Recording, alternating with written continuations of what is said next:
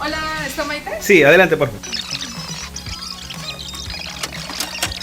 Hola, ¿cómo Hola, ¿qué estás? Qué tal? hermosa felicidad. Después de cuánto tiempo. Un Súper. gusto, en verdad, conocerte.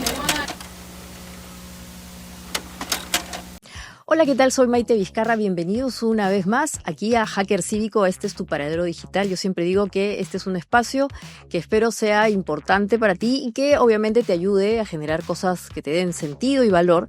Hay tanta oferta hoy día en Internet, así que el tiempo que estés con nosotros espero que puedas tener esa experiencia. Y como decimos en Hacker Cívico, la idea es volver a retomar ese espíritu que tenía el Internet al comienzo de los 90, cuando empezó. Todos podíamos decir cosas que nos interesaban, había la posibilidad de encontrar cosas de valor, gente que se parecía a mí y al final ser uno mismo. Ese escenario ha cambiado mucho, hoy día vemos contenidos que eventualmente son muy agresivos, violentos y se está produciendo también una desvalorización de lo que encuentras. Este espacio pretende ayudarte justamente a encontrar cosas que sí sean relevantes, que te hagan sentido y como decimos que nos ayuden a abrir el código. Así que hoy vamos a hablar justamente del tema del código, de abrir el código. Probablemente va a ser el programa más directamente vinculado con lo que pretendemos.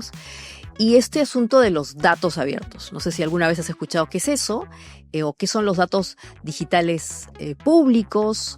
Eventualmente tenemos una cercanía con estos temas de manera negativa cuando, por ejemplo, nos acordamos o eventualmente nos enteramos que alguna institución pública lamentablemente ha visto vulneradas sus bases de datos y entonces ahí lo que nos genera es una suerte de desconfianza. Hay estas situaciones lamentables en donde datos públicos o personales terminan en algún lugar no deseado de la ciudad. Ahí hay un concepto de dato abierto, pero no necesariamente es el que vamos a ver, porque los datos abiertos también pueden ayudarnos a mejorar nuestra participación ciudadana dentro de esto que llamamos democracia. Así que hoy hablaremos de los datos abiertos y, por ejemplo, podremos ver cosas como las siguientes. Ahí tenemos unas cuantas imágenes. Aquí, por ejemplo, ¿no? La relación de los datos abiertos vinculado con lo que decía, con los servicios públicos, pero también con decisiones públicas. Acá vemos datos, servicios y decisiones abiertas, en el sentido en que se pueden compartir con más personas y que eventualmente no solamente corresponde a una persona que tiene la autoridad, en este caso, por ejemplo, una autoridad pública o eventualmente una persona que tiene en su custodia estos datos, sino que eventualmente los puede compartir con otros y que la decisión finalmente sea compartida. Pero los datos abiertos también tienen que ver con la siguiente imagen. Y es que algunos consideran que son los datos abiertos los que funcionan, para el caso, vamos a ver la que sigue, funcionan para los ciudadanos como una suerte de caballo de Troya, ¿no? Entonces, a través de los datos abiertos nosotros podemos cambiar la... Vamos a ver el siguiente imagen, por favor, del caballo de Troya. Los datos abiertos se convierten en una suerte de elemento que nos permiten también modificar o innovar los servicios públicos porque se comportan como una suerte de agentes o elementos que sin que nos demos cuenta generan el cambio. Entonces, para quienes están vinculados con el discurso del activismo digital, el dato abierto es una suerte de caballo de Troya.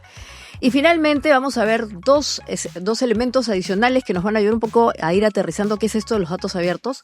Dos libritos. Si te ha gustado hasta aquí lo que estoy diciendo y te hace sentido, te recomiendo que busques este libro en internet que se llama Open Data. Es la traducción de dato abierto en inglés. Y en este caso está escrito por Open Data está escrito por un activista digital muy famoso. Lo encuentras en internet. Él es...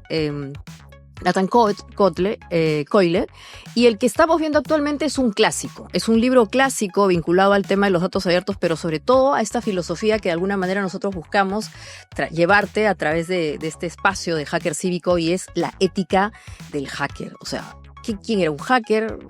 ¿Quién es un hacker hoy, no? Un ciudadano que innova y que innova a través de los datos abiertos. Entonces, con este contexto, te quiero decir que vamos a hablar hoy de los datos abiertos y la ciudadanía digital y para eso hemos encontrado a la mejor persona especializada en este tema que además pertenece a una institución muy relevante que viene trabajando con estos temas desde hace mucho tiempo. Está con nosotros Lucila León y para empezar esta charla vamos a abrir el código.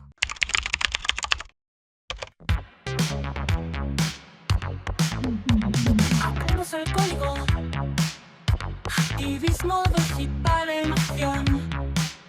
Hacker cívico en tu misión. Hacker cívico. Abrimos el código. Ideas porque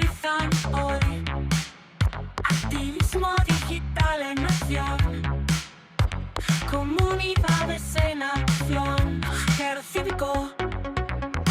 Muy bien, y entonces vamos a empezar ahora sí a abrir el código y estamos con Lucía León, que es directora de investigación de Hiperderecho. ¿Cómo estás, Lucía? Qué gusto. Súper, muy feliz de participar de este espacio. Felicidades por este espacio que están abriendo justamente para tener estas conversaciones tan relevantes en el momento en el que estamos, en el que también la digitalidad es cada vez más parte de nuestros días. Nos enfrenta a nuevos retos, pero nos abre también muchas posibilidades, ¿no? Exactamente. Y tú eres parte de una organización que se llama Hiperderecho. Cuéntanos un poquito de Hiperderecho. Sí, Hiperderecho es una organización de la sociedad civil peruana que lleva más de 10 años trabajando en la intersección entre derechos humanos, entorno digital, internet e interés público. Ya. Básicamente desde la perspectiva de que la tecnología es una herramienta de transformación social, respecto a la cual también es importante mirar cuáles son los posibles riesgos, cuáles son los posibles escenarios, pero siempre desde una mirada que encuentra la tecnología como decía antes, como posibilidad, ¿no? Entonces nosotros pues hacemos, desde nuestra perspectiva, hacemos tanto lo que es litigio estratégico, hacemos desarrollo de tecnología también pensando específicamente en tecnología que permita el ejercicio de derechos. Por ejemplo, en algún momento hicimos una herramienta que es habeascorpus.p, que precisamente sirve para generar de manera automatizada documentos de habeas corpus en el contexto de manifestaciones, por ejemplo. También hacemos mucho fortalecimiento de capacidades en seguridad digital, alfabetización digital, y tenemos una línea importante de investigación también, quizá un poco más ligada a ese tema de los datos, que está justamente pensada para entender un poco la tecnología en el marco de todo el fenómeno social que vivimos y cómo distintas comunidades nos relacionamos con ella, ¿no? Y yo he intentado ahora, Lucía, como viste al comienzo, de explicar qué cosa era esto de los datos abiertos. Hemos puesto como imágenes, el tema de estas circunferencias que te decían que el dato abierto es un insumo para tomar mejores decisiones. El tema del caballo de Troya, mucha gente dice, los activistas digitales, los hacktivistas, que el dato nos ayuda a innovar sin que las autoridades públicas se den cuenta, y 2 libritos. Pero tú que estás todo el tiempo trabajando a través de este tipo de enfoques, ¿qué es para ti un dato abierto? ¿O cómo podemos aterrizar el concepto para los que nos están viendo? Claro, o sea, primero pensando, quizá un pasito más atrás, pensando en los datos en general como esta forma que tenemos de representar la realidad, ¿no? Que puede ser desde, no sé, colores de cabello hasta números de árboles en un distrito o datos sobre niveles educativos o distintas cosas que podemos imaginar, ¿no? Algunas tienen más relevancia pensando en problemas públicos, ¿no? Quizá el dato sobre los colores de cabello no esté como en lo que imaginamos respecto a cómo resolver problemas públicos, pero digamos, los datos nos permiten en general representar esta realidad, pero un paso más allá, ya yendo hacia específicamente los datos abiertos, creo que por un lado son estos datos que cumplen ciertas características, ¿no? Que se recogen de una manera estructurada, que se publican de manera abierta. Por ejemplo, tenemos nosotros en el país la Plataforma Nacional de Datos Abiertos desde una perspectiva de apertura, ¿no? Esta palabra que planteabas al inicio, que no solo subyace a los datos, sino, digamos, alcanza a servicios, a gobierno y al conocimiento en general, bajo esta perspectiva de apertura, ¿no? Entonces yo diría que los datos abiertos precisamente son estos datos que se encuentran de manera estructurada, pública, ¿no? Que al alcance de cualquier persona, pero el simple hecho que tengamos como concepto datos abiertos creo que también da cuenta de un posicionamiento que nosotros tenemos como sociedad, ¿no? Encontramos valioso que haya datos que estén disponibles y que estén en un formato abierto, ¿no? Y pareciese que si nosotros hablamos de datos digitales abiertos, hay datos digitales cerrados, ¿no? ¿Cómo es esto? Para entender un poco, porque uno podría pensar, si estos son abiertos, entonces ¿cuáles son los cerrados? Ya, claro. O sea, en primer lugar, el hecho de que sean abiertos significa que están disponibles y que cumplen o que aspiramos a que cumplan con ciertas características, ¿no? En realidad, toda la información que genera el Estado se presume pública. Eso, ¿no? Es bien importante lo que acabas de Este, decir. Pensando primero desde una perspectiva del Estado, toda la información que posee el Estado se presume pública. Hay algunas excepciones, por supuesto. La protección de datos personales es una de ellas, como bien señalabas al inicio. Y creo que es importante resaltar eso porque no es que porque hay una ley de protección de datos personales, no vamos a recoger datos importantes para la ciudadanía, simplemente que se tiene que respetar, anonimizar, no recoger con nombres o con otra información identificable y otras medidas, ¿no? Ujú. Ahora, el problema es que lamentablemente no todas las entidades están esa información que recogen, que tienen, no necesariamente la están sistematizando o no necesariamente la están ya un paso más allá abriendo, ¿no? Ujú. Entonces, evidentemente el ideal debería ser contar con datos abiertos de la mayor cantidad de cuestiones que podamos Claro. imaginar, porque en realidad esta conversación me parece a mí que está subyacente detrás de muchas otras conversaciones, ¿no? Foros sobre pobreza, sobre hambre, sobre cambio climático, Claro.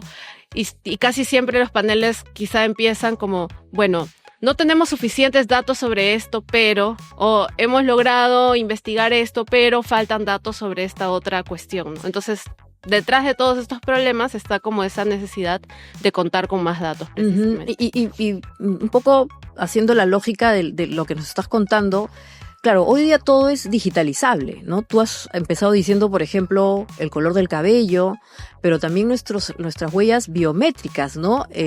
La huella del dedo, el iris, todo lo que hacemos en internet, todo eso es un dato, es susceptible de ser digitalizado, almacenado en bases de datos. Y resulta pues que el agente que tiene más posibilidad de capturar datos es el Estado, ¿no? Para bien o para mal, o sea, están las empresas, pero el que de alguna manera tiene mayor volumen y alcance es el Estado. Y esos datos que de alguna manera nosotros necesitamos entregar o que se generan, el Estado los almacena, ¿no? Entonces tenemos entidades como la RENIEC, ahora el Jurado Nacional de Elecciones, la SUNAT, en fin, y toda esa información, como tú decías, Lucía, debería ayudarnos justamente a poder, yo creo, ¿no?, hacer un mejor ejercicio de lo que es nuestra ciudadanía. Y ahí te consulto, el tema de los datos abiertos también está vinculado con dos palabritas, ¿no? Una que es rendición de cuentas, o sea, como yo, como ciudadano, así como el caballo de Troya, puedo yo pedirle a la autoridad que me diga exactamente por qué tomó tal o cual decisión o cómo yo puedo ayudarlo a que lo haga mejor. Y como ciudadano, la posibilidad de hacer que las cosas sean más transparentes, ¿no? O sea, palabritas que de alguna manera se asocian a los datos abiertos. Ujú, sí, totalmente, totalmente. O sea, quizá nuestra manera un poco más ambiciosa de pensar en los datos es como, bueno, para resolver grandes problemas públicos, pero también es cierto que para cada uno de nosotros, ¿no? Como desde nuestra individualidad o colectividad quizá, los datos también son esa oportunidad para, desde la curiosidad, ¿no? Decir, bueno, yo tengo este problema en mi comunidad, o yo tengo esta idea, como decías, ¿no? Yo quisiera hacer un proyecto sobre salud mental en mi colegio y quisiera un poco entender mejor cómo funcionan otros colegios, un poco la cantidad de psicólogos que hay por colegios de educación primaria en tal distrito, ¿no?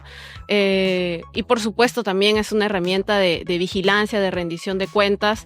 Quizá la idea más inmediata que tenemos ahí es ejecución de presupuesto, que es un poco Claro.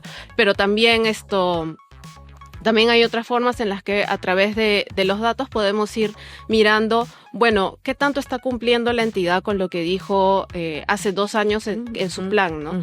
Y podemos ir también así nosotros desde nuestra curiosidad, pero también desde esta perspectiva de involucramiento cívico robusto, ¿no? Ir mirando cómo nos involucramos y un poco también qué auditoría podemos hacer de las entidades públicas y más allá de eso incluso, ¿no? O sea, las empresas también están invitadas a publicar datos, claro. Sí, y tú sabes que hay todo un discurso, como bien has dicho tú, que no solamente tiene que ver con los datos que el Estado usa para mejorar su gestión, sino también desde la ciudadanía, cómo nosotros podemos enfrentar a grupos de interés o incluso, mira, al propio Estado cuando aparecen gobiernos dictatoriales, autoritarios. Y hay un señor, tal vez tú lo conoces, Lucía, que se llama Ian Bremmer. Ahora lo vamos a ver ahí en su fotito. No sé si lo has escuchado alguna vez hablar o sabes quién es. Ian Bremmer es un profesor de la Universidad de Columbia. Ahí está él. Es un experto en política internacional. Es como un visionario que anda viendo un poquito qué está pasando en el mundo. Y él se ha interesado mucho, Lucía, en relación a la inteligencia artificial. Porque él cree que la inteligencia artificial puede ser una amenaza, él dice, para las democracias, ¿no? Y que eventualmente la inteligencia artificial, que dicho sea de paso, trabaja con muchísimos datos, entre públicos y no públicos, ¿no? La inteligencia artificial se alimenta de eso que denominamos Big Data. Él dice, es muy peligroso para las democracias porque eventualmente puede sesgar lo que opinamos en las redes sociales o eventualmente puede hacer que nos configuremos una realidad que no es, dice Jan Bremer. Y él mismo dice, los datos abiertos nos pueden ayudar a evitar ese tipo de situación, como por ejemplo el dibujito que ahora vamos a ver para cerrar esta parte y convertirlo. Mira, ahí vamos a ver un dibujito. Te cuento que esto lo ha hecho una inteligencia artificial. Lo hemos hecho con el apoyo de Coco. Y ahí lo que vemos es que eventualmente los datos abiertos son, como decíamos, un elemento que ayuda a ejercer activismo digital y un remedio contra la IA que puede poner en peligro la democracia. ¿Tú qué opinas sobre eso, Lucía? ¿Te parece que el dato abierto puede ayudarnos a través del activismo digital a defender o proteger la democracia? O antes habría que preguntar, ¿sobre qué habría que proteger a la democracia, no? Claro, sí, en realidad estaba pensando que hay muchos temas ahí en una sola... En un statement bastante puntual, ¿no? En primer lugar, bueno, no sé exactamente a qué se refería el profesor Ian, pero digamos, hay muchos tipos de inteligencia artificial y algunos de ellos, claro, pueden significar un riesgo para las democracias, ¿no? Ahora, el principal riesgo en el que pensamos cuando hablamos de inteligencia artificial, me parece, es el del sesgo, ¿no? De la forma como el modelo puede estar sesgado y cómo esto puede arrojar resultados que a veces inspiran toma de decisiones que pueden estar sesgados, ¿no? Uh-huh. Y en función de ese sesgo es que también decimos es importante contar con datos robustos, de calidad, interoperables, precisamente para evitar resultados sesgados, ¿no? Ahora, el problema del sesgo en la inteligencia artificial, por supuesto, no se reduce a los datos, y creo que tampoco es que debamos promover como un extractivismo de datos sin haber, por ejemplo, interactuado con las distintas comunidades que sirven para el recojo y la producción de estos datos, pero también tenemos, por ejemplo, el problema de el propio diseño de los modelos, ¿no? Que ese ya es, digamos, un problema aparte. Ahora, pensando específicamente en la gráfica que proponen allí, ¿no? Sobre los datos abiertos como un remedio frente a los riesgos de la IA, sí, yo creo que sin duda, aunque no creo que sea una IA mal usada, ¿no? Hay que decir las cosas, porque la IA también es una tecnología que depende de nuestra interacción, pero un remedio para eventualmente, como tú decías, evitar los sesgos, ¿no? Podría ser usarla bien. Claro, totalmente. O sea, no creo que sean excluyentes. Sí creo que hay un problema cuando estamos pensando ya en desarrollar modelos, ¿no? Que un poco viene siendo también la perspectiva del Estado, que desde Hiperderecho un poco nos preocupa, ¿no? Porque vemos como distintas iniciativas de desplegar sistemas de inteligencia artificial en la administración pública y nos preguntamos, ¿pero realmente has medido, tienes datos antes de esto que te vayan a servir para el entrenamiento? Por ejemplo, en el Poder Judicial, si es que estoy recordando bien, no encontramos que haya datos públicos estructurados en el Portal Nacional de Datos Abiertos, ¿no? Entonces es un poco difícil pensar cómo, frente a la ausencia de datos estructurados, van a poder entrenar sistemas de inteligencia artificial en la administración de justicia. Claro, y eso que dices, Lucía, para los que nos están viendo, es lamentablemente una realidad, ¿no? O sea, está este discurso, este mismo espacio que estamos hoy día creando sobre los datos abiertos, en donde hay una gran fortaleza, hay muchas posibilidades de los datos abiertos, pero cuando te vas al Estado, lo que encuentras no son datos, encuentras documentos, o sea, PDFs. Una imagen, un PDF, un Word, un Excel, y eso técnicamente, Lucía, no es un dato, ¿no? Un dato es un elemento que puede ser procesado por una máquina, vamos a decirlo, en su lenguaje, no en un soporte. Claro, o sea, la importancia de los formatos allí, como tú dices, ¿no? O sea, cuando hablamos de datos de calidad o estructurados, también estamos pensando en datos, como tú dices, que puedan ser leídos por máquina. También quizá uno personalmente, ¿no? Descarga su Excel y lo procesa, claro. Y todo bien con su CSV o con su formato Excel. pero es mucho más complicado cuando tienes una imagen escaneada, Así un es. PDF que realmente no te permite, ¿no? Y eso es lo que encontramos, ¿no? Como bien has dicho tú, en muchas entidades del Estado que ellos dicen, sí, sí tenemos acá la transparencia y te mandan tu PDF. Y un PDF es un formato que no nos ayuda porque es casi una imagen o una imagen. Pero hablando de este tema, el concepto de los datos abiertos, Lucía, y hay para contarles a nuestros amigos, a los hackers que nos están viendo, surge dentro de un contexto vinculado a que los gobiernos deberían ser más abiertos, ¿no es cierto? Más transparentes. Y eso, aunque ustedes no lo crean, es muy reciente y lo promovió un presidente americano. Ahora vamos a ver a ese personaje bajo el término de gobierno abierto, ¿no? O sea, si un gobierno era abierto, entonces todo lo que hacía ese gobierno, ese Estado, debería ser también abierto en el sentido en que tiene transparencia, le permite al ciudadano que haga rendición de cuentas, etcétera. Ese señor es Barack Obama. Así que vamos a ver ahí la imagen.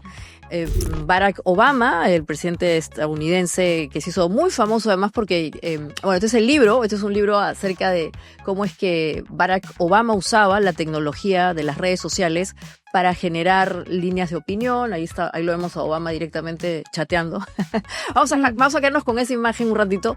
Pero Barack Obama fue un poco el precursor de este asunto de los datos abiertos a través de su posición vinculada con que los estados, particularmente los gobiernos, abran sus posibilidades a los ciudadanos a través de la tecnología, ¿no? ¿Así fue, Lucía? Desde una perspectiva, yo creo también de sociedad civil, sí creo que ha habido mucha, digamos, la movida, por ejemplo, de Creative Commons o la movida de... Creative Commons, que son unas licencias, vamos a explicar un poquito, son unas licencias que te permiten compartir cualquier tipo de contenido en Internet sin tenerle que pedir una autorización del tipo de derechos de autor o pagar, ¿no? Por propiedad Claro, es intelectual, ¿no? cuando tú dices, bueno, desde un espíritu colaborativo, Ajá. esto es lo que yo acabo de crear y yo quiero que esto esté en una licencia abierta. Si quieres, si te sirve, si Úsalo. te parece útil, úsalo. Así Bajo, ya bueno, cada quien pues ahí considera ciertas condiciones, Sí. pero es un poco esta también que viene bajo la movida de conocimiento abierto, ¿no? De compartir, colaborar. Ujú. Entonces, claro, de gobierno abierto específicamente viene, como tú dices, desde este lado, por el lado de Barack Obama, pero creo que es importante también mencionar también esto que te digo, ¿no? Sobre cómo las distintas comunidades digitales, el hackactivismo, etcétera, Ujú. ha trabajado mucho desde el movimiento de conocimiento abierto, datos abiertos en general, ¿no? Ahora, el asunto de gobierno abierto es como bien específico, ¿no? Sí. Y ha ido mutando un poco a lo largo del tiempo, ¿no? Como que empezamos, quizá al inicio hablábamos más de gobierno electrónico, Ajá. ¿no? Poco a poco ¿Cuál es fue la diferencia entre gobierno electrónico y gobierno abierto? Creo que es una terminología que ha ido variando en el tiempo conforme Ya. hemos empezado a abrir nuestra perspectiva sobre qué esperamos del gobierno, ¿no? Quizá cuando ya hablamos de gobierno abierto o GovTech o, en fin, distintas terminologías. O democracia digital, Sí. que mucha gente también dice e-democracy en inglés o democracia digital, ¿no? Claro, sí. Claro, pero por ejemplo, yo pensaría que democracia digital ya tiene Un sesgo. No, como creo que tiene una mirada ya más, no solamente pensando en el gobierno, sino como más transversal Ya. en general como ciudadanía, ¿no? Yo lo Ujú. vincularía un poco más con ciudadanía digital. Ujú. Pero bueno, decía que claro, desde el gobierno abierto ya se empieza, o GovTech o tantas otras terminologías que también depende de si lo mide el BID, lo mide la CAF o lo miden, ¿no? Distintas entidades. Hay distintos indicadores y en algún punto encontramos que así como esta infraestructura tecnológica, Ujú. es importante también mirar hacia los datos, ¿no? Sí. Y hacia la apertura de los datos.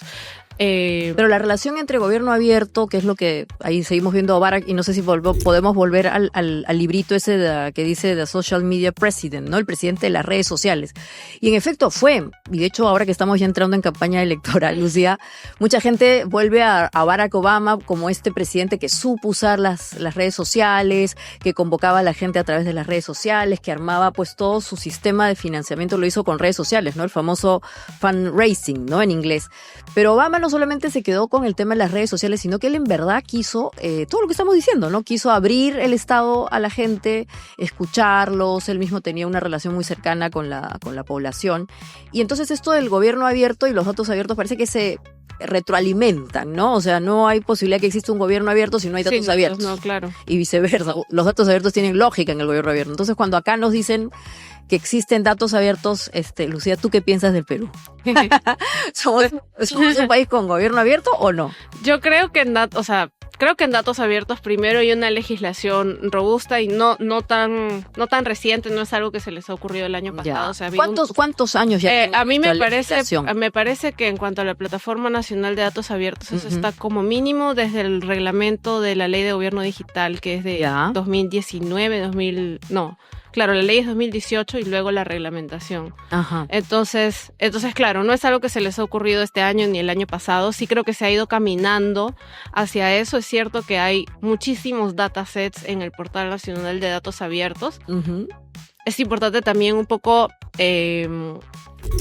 mirar son bases de datos. bases de datos en el portal, ¿no? Es importante también un poco mirar la continuidad, ¿no? Claro. Es súper valioso que, por ejemplo, que el mismo dataset o la misma medición, no sé, de denuncias de delitos recibidos en cierta comisaría que esté anualizada, ¿no? Que te permita ya, si yo luego quiero hacer una tesis sobre eso o investigar el tema, que me permita ahí contrastar cómo va avanzando el tema año a año, ¿no?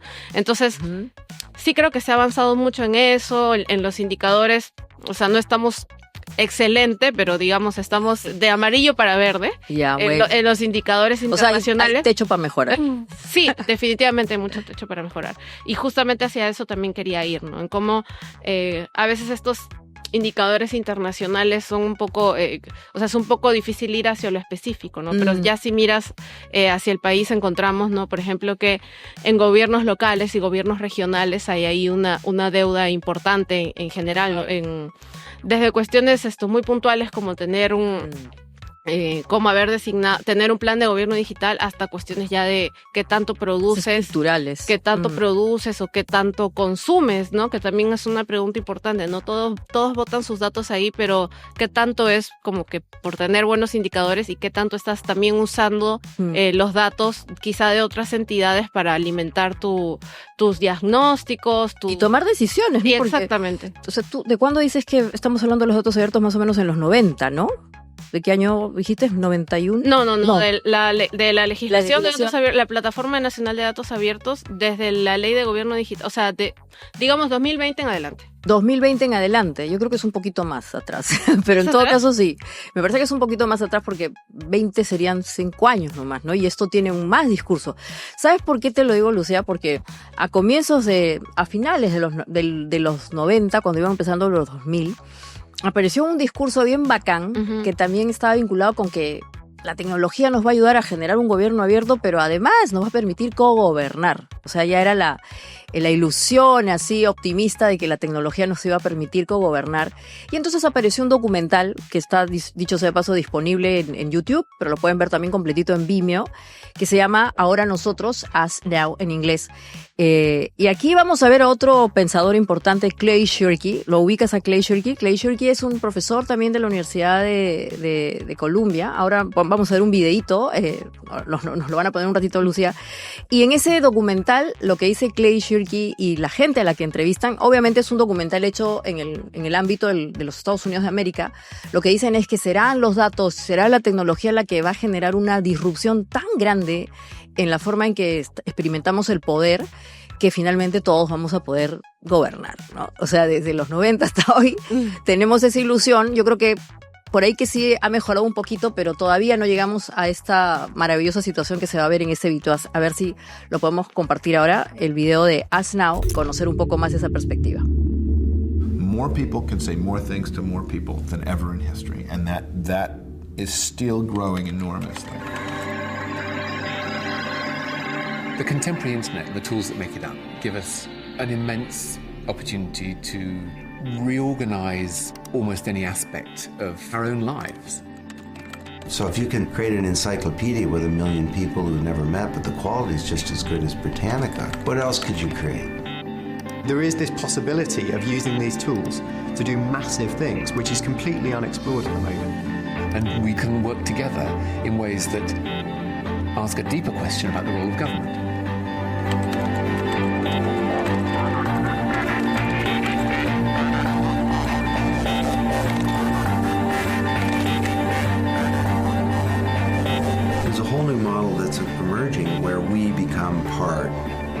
government.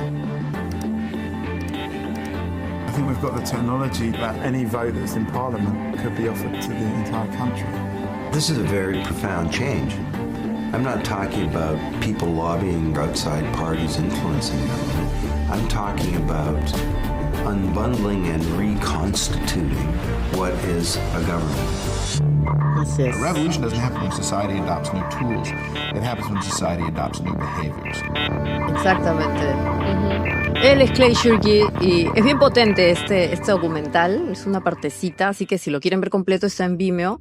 Pero lo interesante, Lucía, es que este es un documental de hace más de 20 años. Esa idea de poder cogobernar todavía está presente en estas discusiones, pero creo que, como bien decía Shirky, no es solamente un tema tecnológico, es un tema humano, ¿no? Y sobre todo de valores. ¿Tú qué piensas al respecto? Es como cómo le metemos a la gente, a los ciudadanos y a los que nos pretenden gobernar ahora que van a haber elecciones, que tienen que entender que esto de los datos abiertos es una obligación, y no solamente una obligación, sino un derecho de todos nosotros. ¿Es un derecho? Claro, es importante, como dices, promover, bueno, decía ahí el video, ¿no? Comportamientos, ¿no? Promover una mirada crítica. En general, yo pienso incluso hacia los datos que se te presentan, ¿no? Más allá de los datos, de que sepas o no que existe un portal, una plataforma nacional de datos abiertos, que a esa me refería con antigüedad, no un poco a la movida de apertura en general, ¿no? Esto. Es importante como que te llegue un dato y como ciudadano uno se pregunte, bueno, pero ¿qué tan cierto será esto o este dato en el marco de qué está, ¿no? Porque los datos, y esto me gustaría también resaltar, no son neutrales per se, ¿no? O sea, un dato en realidad detrás tiene...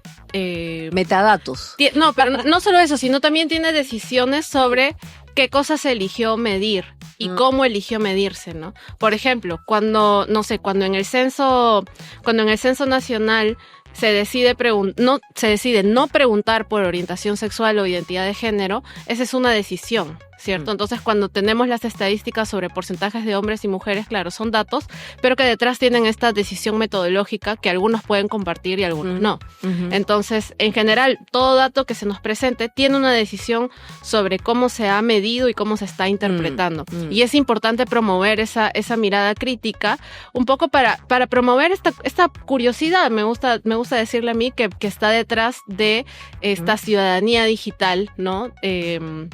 De involucrarse en distintos problemas públicos, aprovechando herramientas que ya existen, pero cultivando más esta mirada, ¿no? Las herramientas están, esperemos que sigan estando, tienen que mejorar mucho todavía, pero eso no obsta de que nosotros también sigamos cultivando un poco ese interés, esa curiosidad.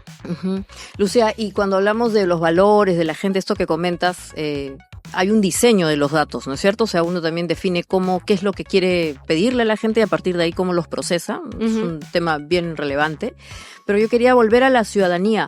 ¿Tú crees que, por ejemplo, en los colegios deberíamos empezar a explicarle a los chicos o a los papás qué cosas son los datos abiertos, los datos digitales? Porque a veces uno siente que, como bien decías tú, como los está guardando el Estado, son del Estado y no me pertenecen. Claro, no, son en principio en realidad son nuestros, ¿no? O sea, toda la información que tiene el Estado hoy día en sus bases de datos es de los ciudadanos. Exacto, como bien el Estado las procesa, las recoge, pero nosotros somos... Entonces, ¿por qué nos ponen trabas? ¿Por qué nos complican la vida para acceder a los datos? Porque si son de todos, y es más, se pagan con nuestros impuestos, ¿por qué no hay esa apertura a mostrar los datos? Sí, hay varios problemas ahí. Algunos problemas son de capacidad, ¿no? De recursos, de capacidades. Creo que otros problemas son también de voluntad política u otras cosas que de repente en este momento a mí realmente... Hay mucho temor, ¿no? Hay temor, porque empodera, pues el dato abierto empodera. Totalmente, sí, totalmente. Entonces... Claro, y esto ocurre también en transparencia en general, ¿no? Cuando pides por acceso a la información pública y te dicen, no, seguridad nacional, o no te puedo dar esa información y no te dicen por qué. Sí. Que es como la primera barrera y luego también la tenemos en datos abiertos. Yo no soy educadora, pero creo firmemente que es imposible en este contexto no pensar en la alfabetización mediática. Informacional dentro de la currícula escolar, ¿no? Entonces, no digo de que tenga que haber un módulo que se llame datos abiertos, pero sí en general cuando estemos pensando en alfabetización mediática, presentar esta herramienta y otras herramientas pensando un poco en el fortalecimiento de esta mirada crítica que te decía, ¿no? Un poco, bueno, te llega el dato y hay que mirar de dónde viene y a dónde quiere ir, que es un poco lo que creo que nos hace falta y que es muy importante pensando en contextos electorales, pero incluso todo más el allá tiempo. de eso, ¿no? Todo el tiempo. Todo el tiempo es sí. Todo el tiempo. Entonces, una persona que quiere convertirse en un ciudadano digital tiene que entender de datos abiertos, dirías tú. O sea, debe entender qué cosa es esto del dato abierto, qué relación tiene con su vida. Claro. Que no es un tema de tequis, ¿no? Porque la gente cree, datos abiertos, no, ingeniero, los nerds, no necesariamente. Claro, no. O sea, no todos estamos llamados a aprender a programar, de repente alguno no es del interés de todos, pero es importante conocer primero que existe esta herramienta. Segundo, creo que está bien promover que estos datos estén publicados en formatos que sean leíbles por máquina, pero también dejemos que se publiquen en formatos como Excel o como CSV, que las personas de a pie pueden descargar y revisar, ¿no? Quizás algunos tengan más capacidades de otros para procesar la información, pero en un mismo Excel ya tienes, aplicando ciertos filtros, ¿no? Claro. Ya tienes información valiosa que te puede servir para las distintas cosas que sean de tu interés o para la auditoría en general. Entonces, sí, yo estoy completamente de acuerdo. No es necesario que seamos tequis, como dices, para eso, para empezar a acercarnos a esto, ¿no? Ahora, no todo se reduce a la plataforma tampoco, ¿no?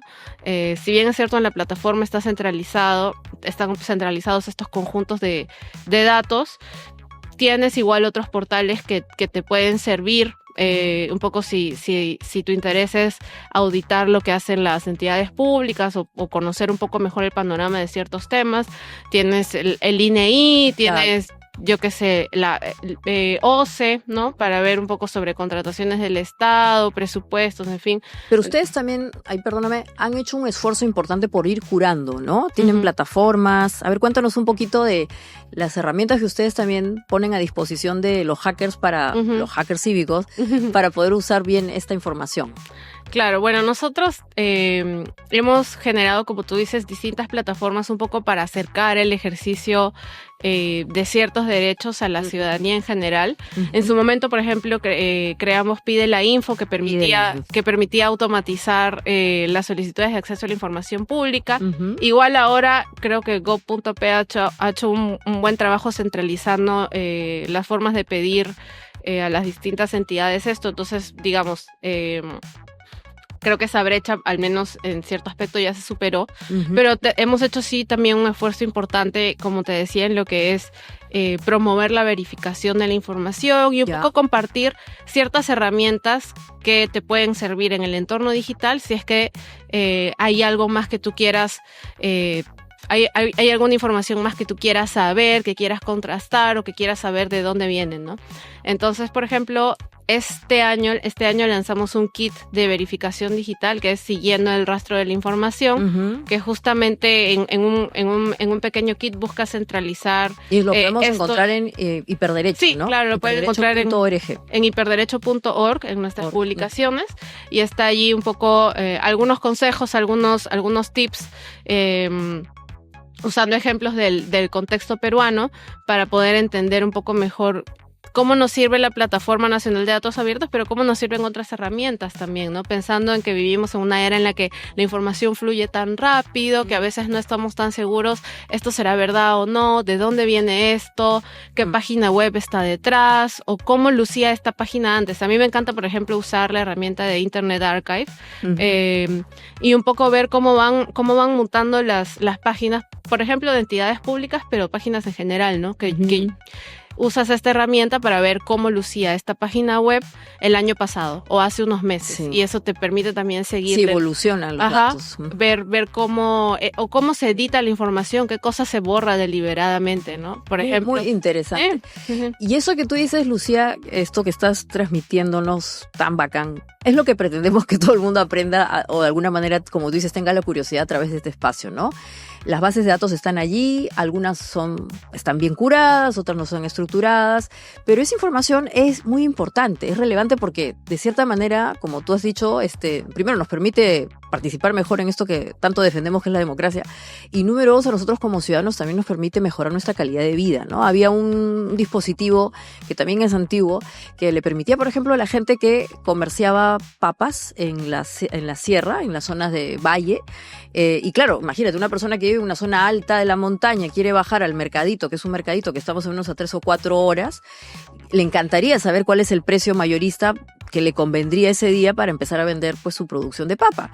Eso se pudo hacer gracias a datos abiertos, ¿no? Entonces, en verdad, súper. y es una cosa que tiene más de 20 años y que lo hizo gente que estaba vinculada con la producción de la papa así en grandes volúmenes. Imagínate todas las cosas bacanes que podríamos hacer si tuviésemos acceso a esa información, que además, hay que decir las cosas como son, también es dinero, ¿no? Hay mucho, o sea, el dato hoy día es un insumo bien relevante. Ujú. Sí, totalmente. Como tú dices, puede servir para iniciativas de vigilancia, pero también un poco decíamos para la innovación. Si tú quieres poner un negocio, no sé, si deseas pensar en poner un negocio de abono y de pronto quieres saber cómo están distribuidos los árboles en algún distrito, en alguna región. O sea, sí, de hecho que estos datos te sirven un poco para idear un poco esta propuesta de negocio o de proyecto con una mirada social. Ponerlo. Sí, o en general de lo que querramos construir colectivamente. Sí. Lucía, vamos a ir cerrando y vamos a una parte que nos gusta mucho del programa, que se llama Los Utilitarios, pero antes de eso vamos a ver un video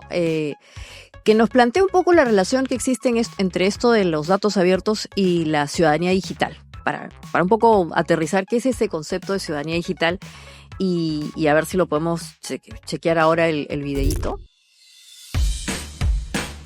Buenas prácticas de ciudadanía digital.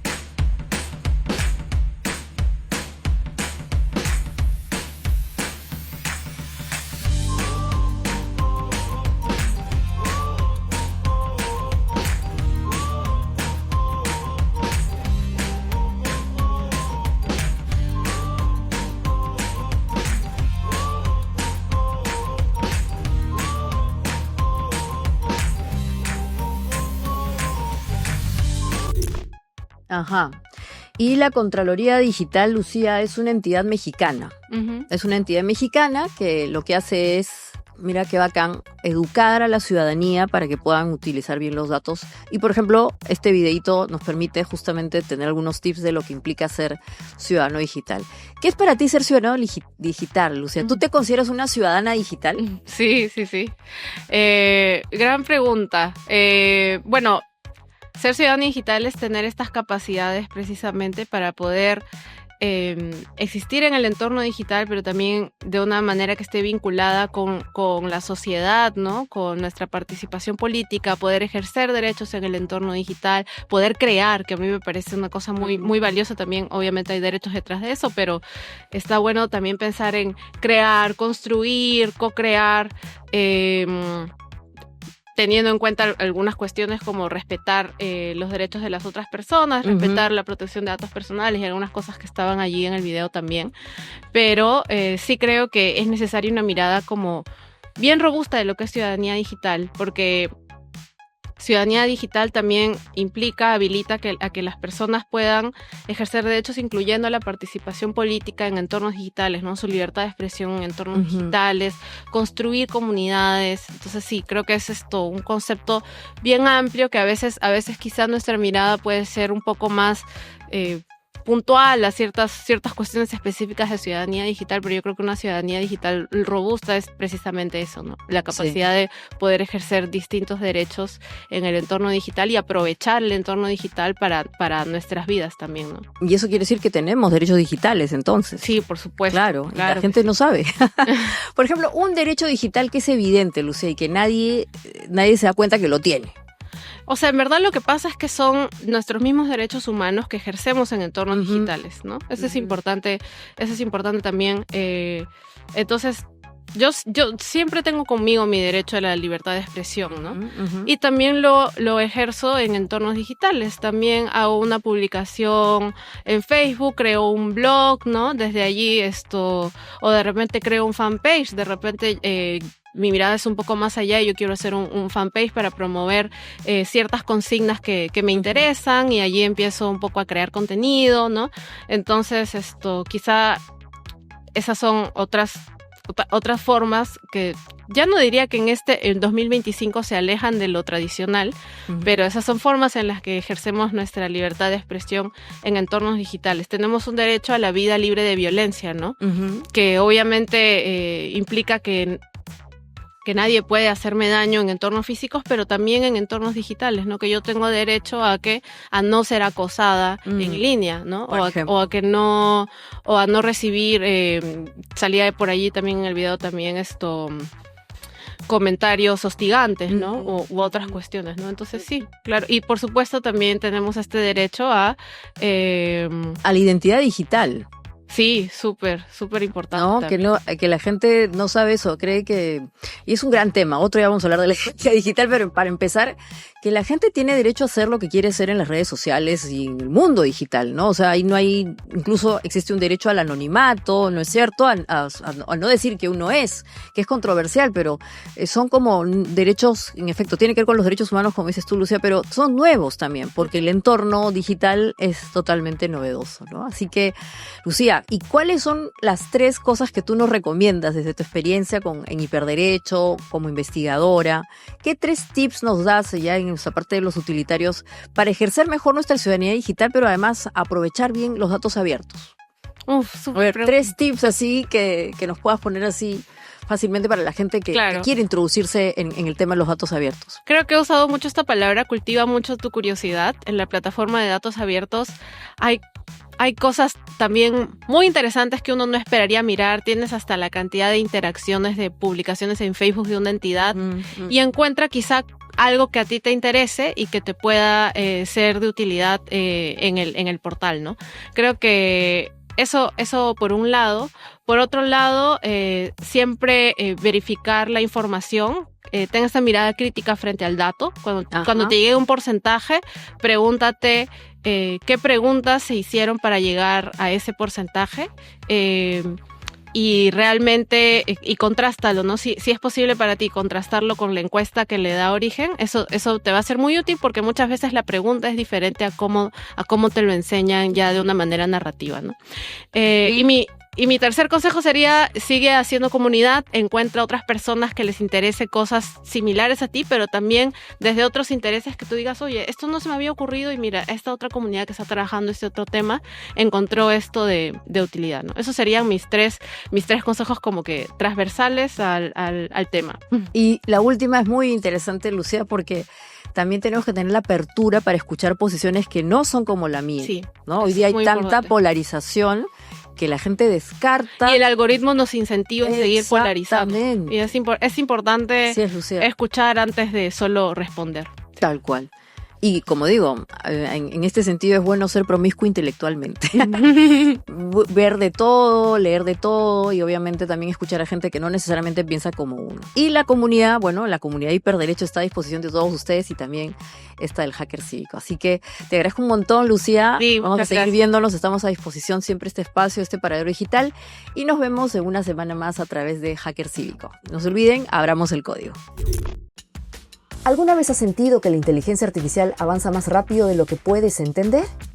Este es el momento de cambiar eso. Soy Maite Vizcarra y te invito a descubrir cómo convertir la inteligencia artificial en tu aliada.